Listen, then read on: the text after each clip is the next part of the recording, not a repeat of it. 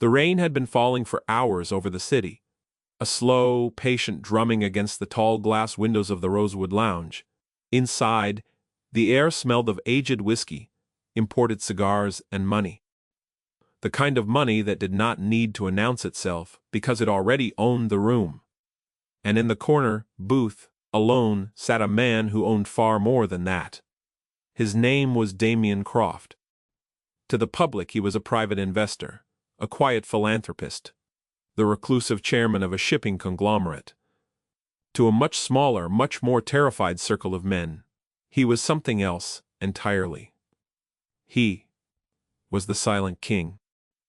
The man whose single phone call could freeze bank accounts, collapse companies, or make problems vanish before dawn. Tonight, he was not thinking about any of that. Tonight, he was watching the door. Because at exactly 7:45, every Thursday, she walked in. Her name was Nora Bellamy, 28 years old, a junior florist at Everbloom Studio 3 blocks north. She always came in soaked from the rain because she never remembered her umbrella, and she always ordered the same thing: a pot of chamomile tea, and a slice of honey cake, if they still had it that late. She would sit at the small two-person table near the window, pull out a battered notebook, and sketch flower arrangements for the next day's orders. She had no idea he watched her. She had no idea he had been watching her for 11 months. Damien took a slow sip of his whiskey and set the glass down without a sound. Across from him, his oldest friend and second-in-command, a lean, sharp-eyed man named Raphael Vance, was pretending to read a folder of contracts. "You know," Raphael said dryly without looking up, "there is a term for what you are doing right now." Damien did not answer. "It is called stalking. It is called surveillance," Damien said, his voice a low, unhurried baritone. "Different thing." "Ah, my mistake." Raphael turned a page. "Surveillance. For 11 months of a florist, who has by our best estimates no connection to any of our enemies, any of our clients, or any of our operations." He glanced up, the corner of his mouth twitching. "It is a very thorough surveillance." Damien did not rise to it. He rarely rose to anything. The door of the lounge chimed softly, and there she was. Nora Bellamy stepped inside, shaking rainwater from her coat and tucking a damp curl behind her ear. She was a large woman, generously built, with soft round cheeks that flushed pink from the cold, a full figure that filled her simple wool coat, and a wide, warm mouth that always seemed on the verge of an apology. Her hips were broad, her arms full, her whole frame soft and unmistakably heavy. She moved carefully through the crowded lounge, as if trying to take up less space than her body allowed, and she murmured, "Sorry, sorry, excuse me," every time she passed too close to a chair. Damien's jaw tightened, just slightly, just once. He hated that she apologized for existing. He hated it more than he hated most things, and Damien Croft hated many things. Raphael saw the flicker. Raphael always saw the flicker. "So," Raphael said mildly, "are we going to speak to her tonight, or are we just going to admire her from 100 feet away, like a normal, well-adjusted billionaire?" "Quiet," Damien said, "as you wish." Across the lounge, Nora reached her usual table by the window. Except tonight, her usual table was already taken. 3 young men in expensive suits sat there laughing loudly, glasses half empty, ties loose. One of them had his feet propped on the chair she always used. Nora hesitated, her fingers curled around the strap of her worn canvas bag. She looked around the lounge, seeking another spot, but the place was full. Thursday nights always were. Damien watched her draw in a small breath, gather her courage, and step forward. "Excuse me," she said softly to the young men. Her voice was gentle, almost musical, but weighted with that endless, patient apology. "I am so sorry to interrupt.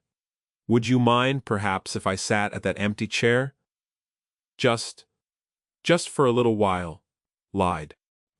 I will not disturb you at all, I promise. The three men looked up. The one with his feet on her chair was named Chase Whitaker. Damien knew this without needing to check. Damien knew everyone in the room. Chase was the 26-year-old heir to a mid-sized real estate fortune. A young man whose greatest achievement in life was being born to the correct father. He had a reputation for cruelty dressed up as humor. Chase looked Nora up and down, slowly, deliberately, his mouth curled into a slow, ugly smile. "Sweetheart," he said loud enough that half the lounge turned to listen, "I do not think that chair could take you." His two friends howled with laughter. Nora's face went scarlet. "Seriously," Chase went on, warming to it, "I am doing you a favor. That is a delicate piece of furniture. And you are, well, a lot of woman. I would hate to be responsible for the damage." The laughter around the table grew louder. Nora did not move. She just stood there, holding her canvas bag, her lips parted slightly, as if she had forgotten how to breathe. Her eyes shone with something that was not quite tears yet, but was one heartbeat away from becoming them. The rest of the lounge went quiet. Not silent, but quieter. People turned. People stared.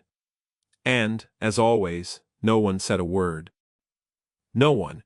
That was until a chair scraped softly across the polished floor. Damien stood up. He did not rush. He did not raise his voice. He simply rose from his seat in the corner booth, straightened the cuffs of his charcoal suit, and began to walk. Every step was measured, unhurried, and impossibly quiet. He was a tall man, broad-shouldered, dark-haired, with sharp features that seemed carved out of the kind of cold intelligence that made experienced men lower their eyes. Raphael, still at the booth, closed his folder, and smiled to himself. "Oh, this is going to be interesting," he murmured to no one at all. Damien crossed the lounge. Heads turned, conversations died as he passed. He did not seem to notice. He was looking at only one thing.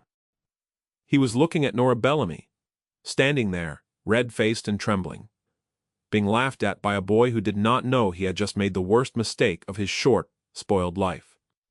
Damien stopped beside her. For a moment he did not speak. He simply looked down at Chase Whitaker. And something in the temperature of the room dropped by several degrees. "You are in her seat," Damien said. His voice was quiet, almost polite. It made Chase's smile falter for a single second before the young man recovered, straightening in his chair, chest puffing out. "Excuse me, you are in her seat," Damien repeated in exactly the same tone. "Move," Chase laughed. It was a nervous laugh now, thinner than before. "Buddy, I do not know who you think you are, but this is a public lounge. First come, first served. If the lady wants a chair, she can find another one, preferably a reinforced one." His friends laughed again. The laughter felt smaller now, less certain. Damien did not react. He simply reached into his inner jacket pocket and drew out a slim, matte black cell phone. He unlocked it with a single glance. He typed nothing. He pressed a single contact. He raised the phone to his ear. "Marcus," he said, "the Rosewood Lounge. I want to buy it tonight. Full purchase, all shares, holding company included. I want the paperwork signed before I finish my drink." He listened for perhaps 2 seconds, then he said, "Yes. Tonight?" And he hung up. The lounge, which had been quiet, was now truly silent. Nora blinked. I am sorry. What did you just do?" Damien did not answer her yet. He turned back to Chase. "In approximately 11 minutes, he said calmly, "I will be the owner of this establishment, at which point you will be removed from it, permanently, along with any other property, membership, or account currently associated with the Whitaker family and any of my holdings, which, I should mention, includes the bank that manages your father's line of credit. Chase's face went the color of cold milk. You cannot possibly. Who the hell are you? Damien did not answer that either. He turned to Nora. His whole expression changed. It did not soften exactly. Damien Croft's face rarely softened, but something behind his eyes gentled, like a fire banked low. Miss Bellamy, he said, may I offer you my table? It has a better view of the rain. Nora stared up at him. Her mouth opened, closed, opened again. I do not think I know yours. Damien, she repeated slowly, as if tasting it. Just Damien? The faintest curve touched the corner of his mouth. Not quite a smile, the ghost of one. For now, he offered his arm. Actually offered it, bent formally at the elbow, the way men had done 100 years ago. And Nora Bellamy, still red-faced and trembling, still unsure whether this was a dream or a very strange nightmare, slowly placed her fingers against his sleeve. He walked her past Chase Whitaker, without another glance. Behind them, one of Chase's friends whispered urgently, Chase, I think that was, oh God, I think that was Damien Croft. Chase, we have to leave right now. Chase Whitaker, all the color drained from him, stood up so fast, he knocked his own chair over. By the time Damien pulled out the seat for Nora at his corner booth, Chase and his friends were already gone. Their unfinished drinks stood on the table, like small monuments to their humiliation. Raphael Vance rose smoothly and inclined his head to Nora. Miss Bellamy, a pleasure. I have heard so much about you. Nora, still lightheaded, managed a small, oh hello, before Raphael, catching one look from Damien, murmured something about a phone call, and retreated to another table with the discreet speed of a man who had been trained for exactly this kind of exit. And then it was just the two of them. Damien sat opposite her. He signaled a waiter, who arrived at their table so fast he nearly slipped on the polished floor. A pot of chamomile tea, Damien said, and a slice of honey cake, K. If you are out, send someone to the bakery on 5th and buy the entire display. The waiter nodded frantically and vanished. Nora let out a shaky little laugh. You do not have to do that. I am really fine. I do not even know if I can eat anything. My stomach is, well, it is doing something strange. That is the adrenaline, Damien said. It will pass. You seem to know a lot about it. I have some experience. She looked down at her hands. They were still shaking. Slightly, she flattened them against the tabletop as if that might steady them. May I ask you something? She said softly. Yes. Did you really? Just buy this whole restaurant? Because one man was rude to me. Damien considered the question. He considered lying. He rarely lied, but he considered it. Yes, he said, that is insane. It was an efficient acquisition. That is not what efficient means. The ghost of a smile touched his mouth again. In my line of work, it is. She looked at him, really looked at him this time. Past the elegant suit and the terrifying calm. She saw the small scar at the edge of his jaw. She saw the way his dark eyes rested on her face without ever once dipping lower, without ever once evaluating her body the way men so often did. She saw that he was looking at her as if she were the only person in the room. Nora Bellamy, who had spent her entire adult life feeling invisible, suddenly felt very, very seen. Her heart did something strange and unfamiliar in her chest. She cleared her throat. I should probably go home, she said quietly. The rain is not letting up and I have an early morning at the shop. Thank you thank you for what you did. Even if it was completely unnecessary and probably illegal in 6 different ways. Only 2, Damien said. And they will not be enforced. She laughed. She actually laughed. A small, surprised, breathy laugh. And the sound of it seemed to strike him, somewhere quite deep, because his hand tightened, just once, around his whiskey glass. He stood as she stood. My driver will take you home. Oh no, please, I take the bus, I always take the bus. Not tonight. Damien. Miss Bellamy, she sighed. There was no arguing with a man who had just bought a building. Not tonight. May I ask you one more thing, she said. Yes? Are you a dangerous person? He looked at her for a long moment. The lounge lights caught in his dark eyes. Not to you, he said. Never to you. She did not know why, but she believed him. She let him walk her to the door where a long, gleaming black car had already appeared at the curb as if it had been waiting there the whole time. Because it had. She turned back at the last moment. Damien. Yes? Thank you. For seeing me. Something moved across his face. Something that no one, not even Raphael, had seen on Damien Croft's face in almost 20 years. Miss Bellamy, he said quietly, everyone else has been blind. The next morning, Nora Bellamy told her best friend everything. Her best friend's name was Priya Shah.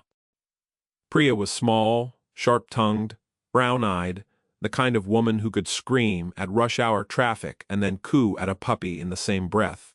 She and Nora had been inseparable since floral design school.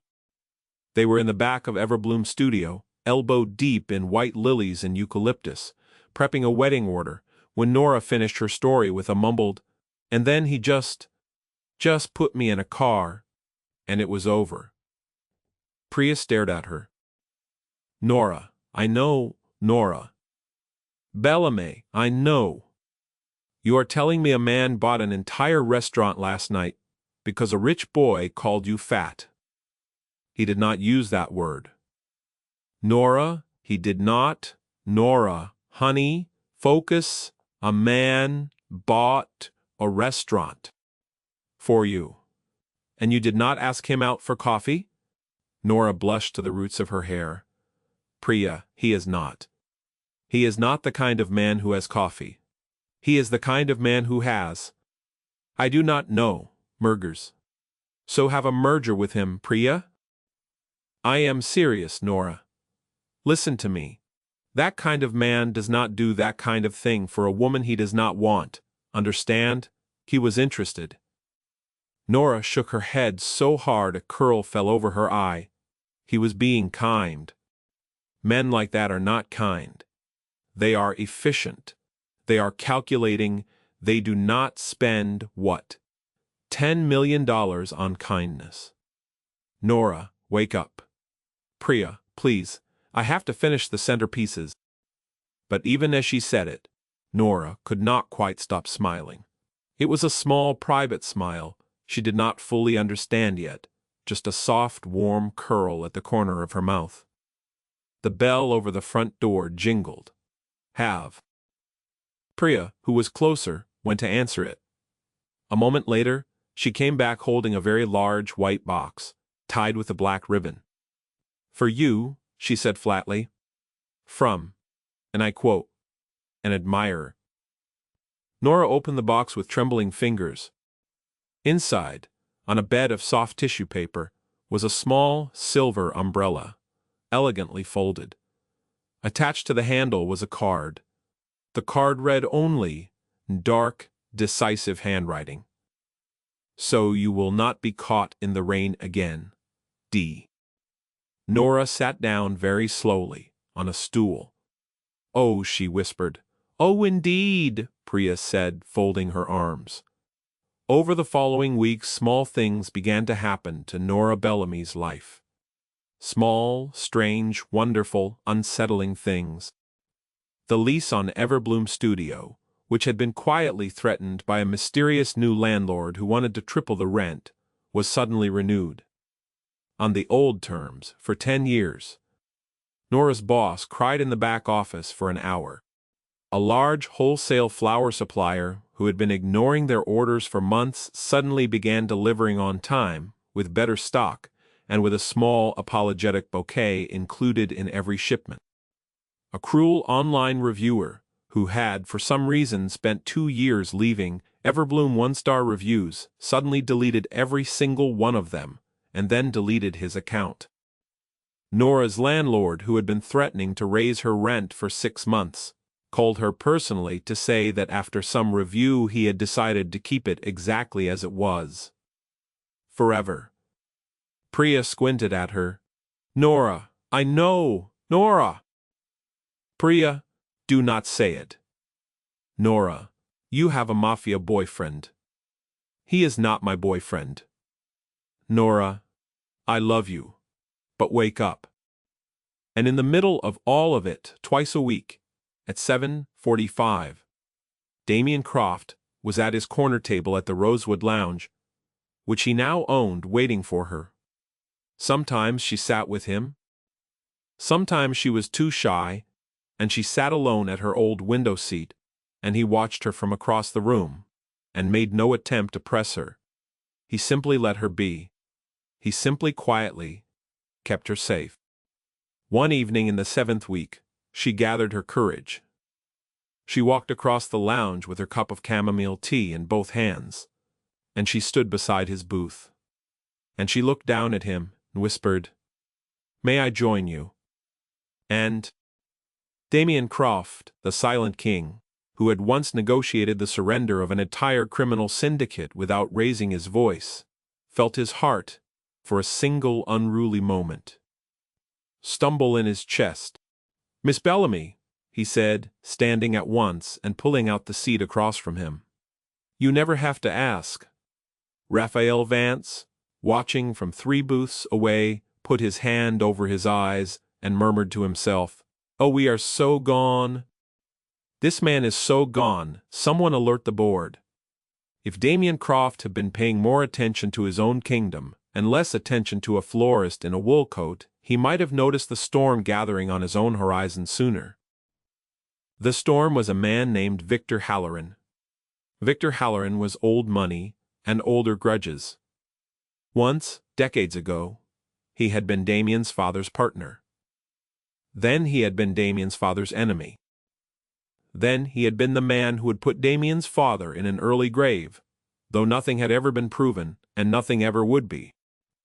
Victor was a tall, silver-haired, elegant man who moved through the upper echelons of the city's power like a shark through warm water, smiling at everyone and eating whatever fell behind.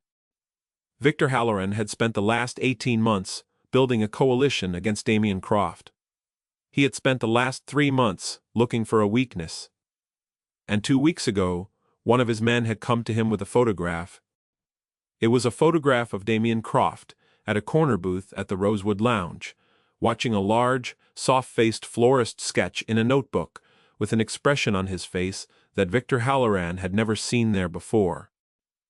Victor Halloran had smiled slowly and set the photograph down on his desk. "Well, well," he had murmured, "the silent king has a heart after all. How very inconvenient." For him, the trap was set carefully. Victor Halloran did not do things quickly. He believed in patience. He believed in precision. He believed in making other people believe they had made their own choices. It began with a phone call to Everbloom Studio. A very large, very lucrative wedding order. The bride apparently wanted only Nora Bellamy to arrange the flowers personally at a private estate outside the city. It would take 3 days. The pay was extraordinary. Nora, who had never been asked to do anything so grand in her life, said yes with her whole heart. Priya, who had a bad feeling and could not name it, said, "Nora, are you sure?" "Priya, it is a wedding. It is not a heist." "Nora, please just be careful." "I will call you every night." She did call, The first night. She did not call the second night.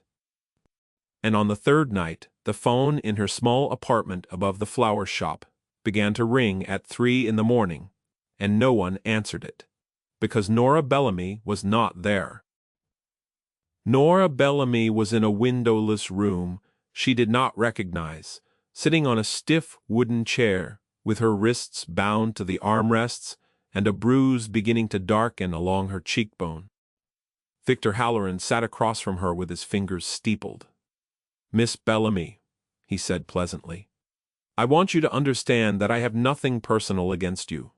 You seem like a genuinely lovely young woman. But you have unfortunately become important to a man who is, for reasons of my own, my enemy. And in my world, importance to my enemy is a very dangerous thing to be." Nora, whose whole body was shaking, whose whole life felt like it had cracked in half, drew in a small, uneven breath. "You have me confused with someone else," she whispered. I am a florist. I do not know anyone important. I do not know any dangerous men. I only know Damien, and he is a customer." Victor Halloran tilted his head. "Oh, Miss Bellamy, sweet, sweet Miss Bellamy, do you truly not know who that man is?" Nora stared at him. Victor Halloran smiled. "How delightful. He never told you." He leaned back. "Well, he will come for you. He will burn a great deal down to reach you. And when he does, my men will be waiting. And by the end of tonight, Miss Bellamy, I will have taken his kingdom, his fortune, and his heart. All at once, all because he could not resist a florist in a rain-soaked coat." Nora closed her eyes. "Damien," she thought, "please do not come. Please stay away, please be safe." But even as she thought it, she knew, with a certainty that made her chest ache, that he was already coming. Damien Croft was in his study, on a call about a container ship in Rotterdam, when his phone rang with a tone he had not heard in 9 years. It was the tone reserved for one person. It was the tone reserved for one purpose. Priya Shah had called Everbloom's emergency contact. Everbloom's emergency contact was, quietly, a show company owned by Damien Croft. Everbloom's emergency contact had been Damien Croft for almost a year, though its owner did not know it. Damien ended the Rotterdam call mid-sentence. He picked up. "Speak." Priya was crying. Damien, I do not know if this is the right number. I do not know if you even... I am Nora's friend. Nora is missing. She went to a wedding and she was supposed to be back yesterday. No one at the estate knows anything. The estate does not even exist. Damien, please, if you know anything, if you can help her, please." There was a very long silence.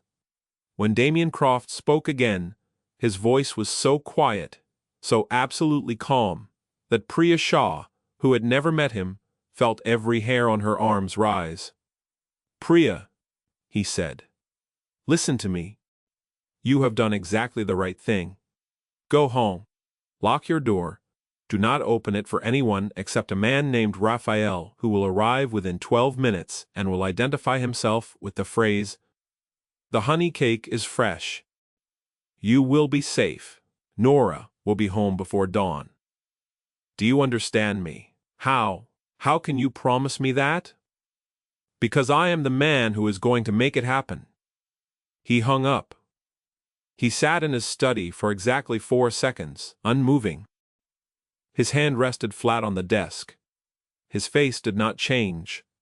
Then he pressed a small unmarked button on the side of the desk. Somewhere deep inside the walls of his home, a light turned red. Somewhere across the city, in a nondescript office building, a screen came to life. Somewhere further out, warehouses, in penthouses, in private airfields, men who had not moved in months began to move all at once. Silent men. Disciplined men. Loyal men. Raphael Vance, sitting in a car 3 streets from Damien's home, saw the alert on his phone and closed his eyes for a single heartbeat. Black Protocol, he said softly to his driver. Go. Black Protocol had been written by Damien Croft 8 months ago. It had one target. It had one purpose. It had one name. Nora. The Empire moved. Within 20 minutes, Damien Croft knew where she was. He knew because there were 3 tracking measures woven into her life that she had never known about, quiet and unobtrusive, the kind of protection he had put in place because he could not sleep otherwise. A small silver charm on her keychain, a gift from an anonymous customer, a discreet chip in the lining of the silver umbrella, and a passive signal in her phone, activated the moment its battery dropped below 20% under duress patterns. 3 signals, all converging on a warehouse compound 40 minutes outside the city. A compound owned, through 6 layers of shell companies, by a man named Victor Halloran. Damien looked at the map on his screen for exactly 2 seconds. Then he said softly, "So, it is him." Raphael, who had arrived by then, looked at his oldest friend and said, "Damien, this is going to be the loudest night of your life." Damien rose. He put on his coat, he checked his cuffs. "Then let it be loud," he said, "but only for him." They came for Victor Halloran in the deepest hour of the night. They did not come in with sirens, they did not come in with gunfire. They came in with something far more terrifying. They came in with paperwork. At 2:17 in the morning, Victor Halloran's private accounts were frozen in 6 countries simultaneously. His shipping licenses were revoked. His holding companies were seized under an emergency filing that had been prepared, apparently months in advance, waiting only for a signature. His personal security company, which he had trusted for 20 years, received a phone call at 2:19, and upon hearing a single sentence, quietly walked out of the compound and got into their cars and drove away. At 2:22, the gates of the warehouse compound opened, because the men inside had already been paid twice what Victor was paying them to open the gates. At 2:24, Damien Croft walked through those gates. He was alone, on foot, in his charcoal suit, with his hands in his pockets, and reins still beating softly on his shoulders. Behind him, at a respectful distance, 40 men moved through the compound like water, disarming, restraining, sweeping every corridor. There was almost no violence. There did not need to be. Everyone who mattered had already been bought or unmade before Damien ever set foot on the property. He walked to the last door at the end of the last corridor. He did not kick it, he did not shoot the lock. He simply turned the handle, which was unlocked. Because a man he had never met had unlocked it for him 30 seconds earlier, and then walked away with a very large check. He stepped inside. Nora Bellamy looked up. Her face was tear-streaked, her cheek was bruised, her wrists were raw, but she was alive. And when she saw him, something inside her broke and rebuilt itself all at once. "Damien," she whispered. "Cellar." Across the room, Victor Halloran had risen from his chair, his face had gone the color of parchment. In his hand was a small pistol. It shook. "Do not come closer," he said. Damien did not stop walking. He walked past Victor Halloran as if the man did not exist. He reached Nora. He knelt in front of her chair. Gently, so gently, he unfastened the bindings at her wrists. "I am here," he said low and quiet. "Only for her. I am here now. I am sorry. I am so sorry it took me this long. Nora, look at me. Look at me. You are safe. You are safe." She looked at him. And then, with a small broken sound, she leaned forward and pressed her forehead to his shoulder, and Damien Croft, the silent king, wrapped both of his arms around her heavy shaking frame and held her as if she were the most precious thing in the world. Because she was. Behind them, Victor Halloran raised his shaking pistol. Raphael Vance from the doorway said, "I would not." Victor turned, saw the muzzle of Raphael's own weapon leveled at the center of his forehead, saw the 15 other men behind Raphael, saw the end of everything he had spent 40 years building. He lowered the pistol. He sat back down. "You have your florist," Victor said bitterly. "Congratulations. She has cost you everything you built. She has made you weak." Damien did not look up from Nora. He did not raise his voice. "No," he said quietly. "She has made me clear." He kissed the top of Nora's head. And then at last he stood, and he looked at Victor Halloran, and his eyes were the coldest thing that had ever existed in that room. "You touched her," Damien said. "You put your hands on her.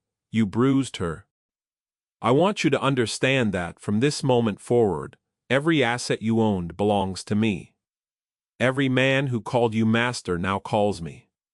Every debt anyone ever owed you now belongs to my ledger.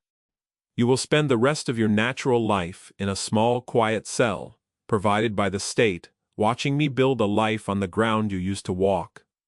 You will have nothing. You will be nothing. And every day for the rest of your life you will remember the name of the woman whose face you struck. Do you understand me?" Victor Halloran did not answer. He did not need to. The state came for him at dawn with a warrant so thorough it took 2 officers to carry the paper. They drove back into the city in the soft gray light of early morning. Nora sat in the back seat next to Damien, wrapped in his coat, her head against his shoulder. She had stopped shaking about 10 minutes into the drive.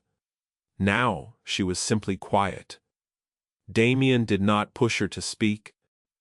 He held her hand between both of his and traced small, unconscious circles against her knuckles with his thumb.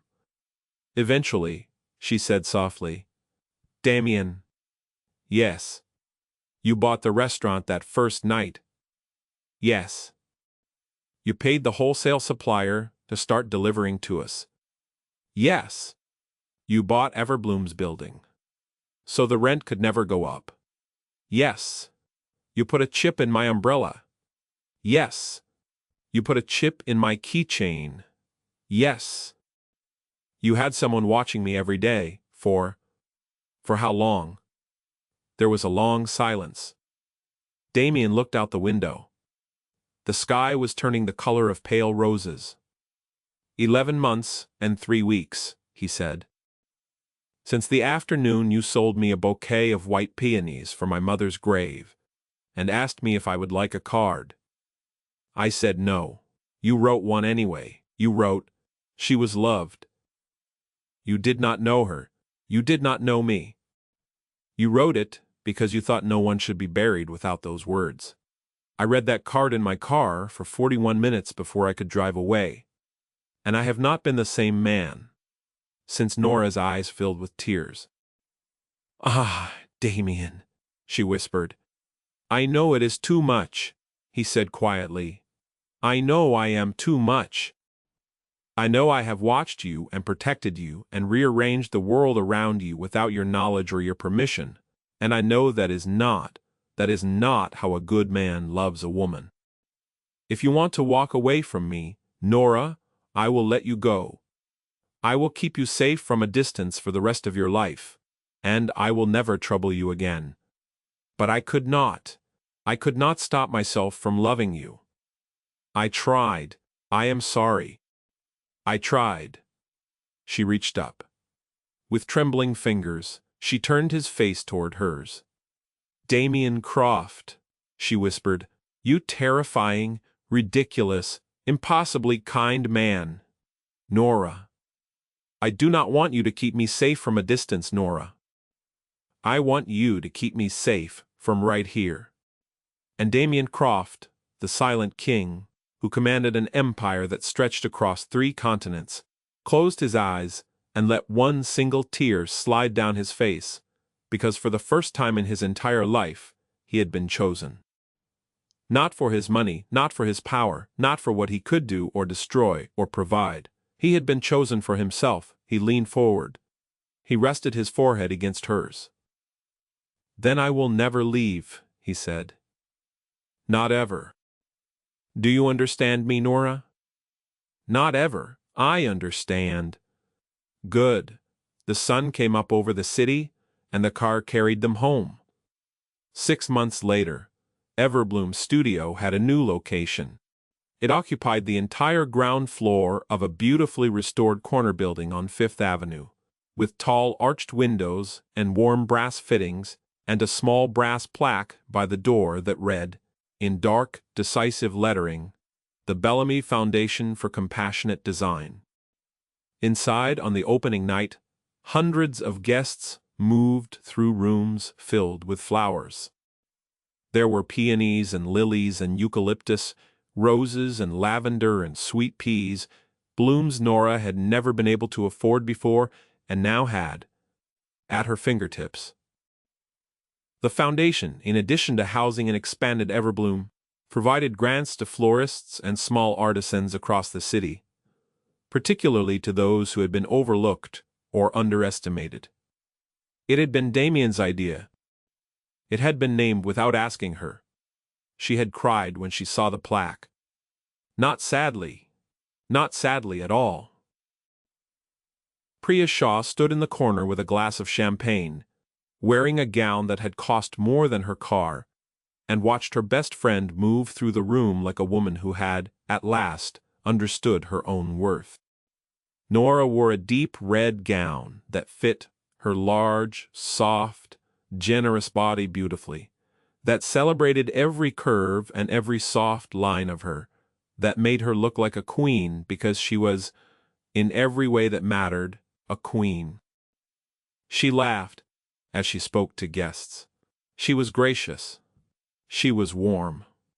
She was gloriously, unmistakably herself. Raphael Vance, at Priya's shoulder, murmured, "You know, he is going to do it tonight." Do what? At exactly 9 o'clock, the lights softened. The music paused. Damien Croft stepped up onto the small stage at the front of the room, and every conversation in the building died. He did not carry notes. He did not need them. He looked out across the crowd until his eyes found Nora. And when they did, his whole face changed in that way. Only she, and 1 or 2 other people, had ever seen it change. A little more than a year ago, he said, his voice quiet, carrying through the perfect acoustics of a room he had personally designed for this moment. A woman I had never truly spoken to wrote 3 words on a card for a stranger. She had no idea who I was. She had no reason to be kind. She was kind anyway, because that is who she is, because that is who she has always been. The room was completely silent. I have spent my life, Damien went on, surrounded by people who wanted things from me. Power, money, protection, favor. I met exactly 1 person in my entire life who wanted nothing from me at all, who did not even know who I was, and who was gentle with me anyway, who was kind to me anyway, who saw a tired man buying flowers for a grave, and simply, quietly, wrote, "She was loved." His voice did not shake, but something in it was very, very soft. "Nora Bellamy," he said. "Will you please come up here?" Nora, red-faced, tearful, radiant, walked slowly to the stage. Priya was already crying. Raphael was pretending, unconvincingly, not to be. Damien took her hand. And then, in front of hundreds of people, in the middle of a room full of flowers she had chosen, on a stage, in a building he had named for her, Damien Croft, the silent king of an empire that stretched across 3 continents, went down on one knee. "Nora," he said, "will you marry me? Will you spend the rest of your life letting me love you? Will you let me be the man who is kind to you now, the way you were kind to me then? Please." Nora Bellamy, the unseen gem, looked down at him through her tears, and laughed, a soft, delighted, unbelieving laugh, and she said, "Yes, Damien, yes, yes, of course, Yes. And the room, at last, remembered how to breathe. They were married in the spring in a small ceremony, in the garden of a country estate Damien had bought for her without telling her, because he could not stop giving her things, and she had, at last, stopped being frightened of it.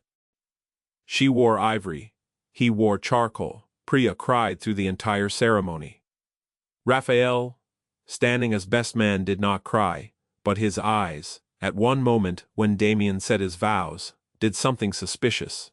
Damien's vows were short. Damien's vows were always going to be short. Nora, he said, everything I have is yours. Everything I am is yours. Everything I will ever be is yours. There is nothing else worth saying. Nora's vows were a little longer, because she was Nora. Damien, she said, I spent my whole life being told I was too much. Too soft, too heavy, too gentle, too kind, too quiet, too apologetic, too everything. And then a very serious man in a very serious suit walked across a very serious room and told a very cruel boy to move out of my seat.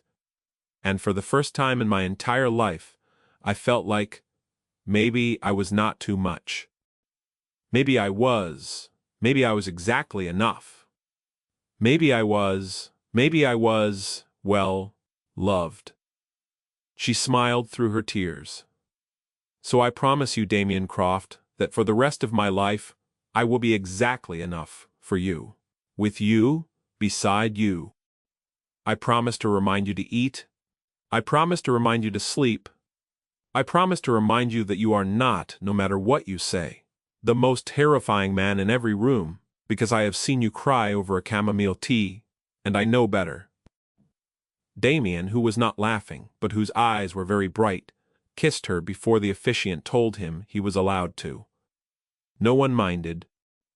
There is a lesson somewhere in this story, though the people who lived it would not have called it that. The lesson is not that a woman is saved by a powerful man. The lesson is not that money solves cruelty, or that grand gestures make love. The lesson is that Nora Bellamy, who was kind to a stranger at a graveside without ever knowing his name, was kind because kindness was who she was. She would have written those 3 words on that card, whether the man was a king or a beggar, whether he could buy a restaurant or barely afford a bouquet. That is who she was, in the dark when no one was watching. And the world sometimes does see. The world sometimes does remember. The world sometimes does turn its wide silent wheel and bring a soft-hearted florist face to face with the one man on earth who had been waiting, without knowing it, for someone to write she was loved on a card for his mother. Damien Croft did not fall in love with Nora Bellamy because she was quiet, or because she was heavy, or because she was light, or because she was pretty, or because she was plain. He fell in love with her because she was kind in a world that had taught him kindness was extinct. And Nora Bellamy did not fall in love with Damien Croft because he was rich, or because he was powerful, or because he could bend the world with a phone call. She fell in love with him because in a crowded room full of laughing men, he was the one who stood up. That is all. That is everything. That is the whole story.